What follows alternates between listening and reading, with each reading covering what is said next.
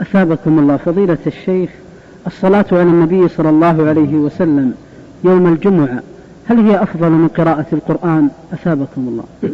نعم، مذهب طائفة من العلماء رحمهم الله على أن الأفضل يوم الجمعة الإكثار من الصلاة على النبي صلى الله عليه وسلم، وفرق بين أن تقول جنس الصلاة أفضل من القرآن وبين أن تقول في هذا اليوم الإكثار من الصلاة.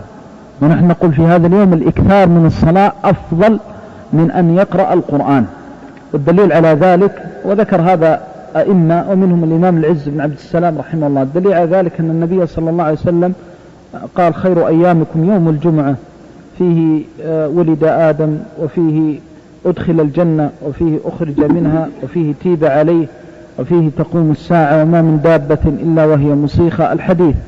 وقال في اللفظ الحديث الآخر فأكثروا علي من الصلاة فيه فإن صلاتكم معروضة عليه. يعني الإنسان لما يتأمل أنه ستعرض صلاته على النبي صلى الله عليه وسلم على رسول الله صلى الله عليه وسلم ماذا يفعل؟ يستحي أن يكون قليل البضاعة قليل العدد لعظيم حقه بأبي وأمي صلوات الله وسلامه عليه.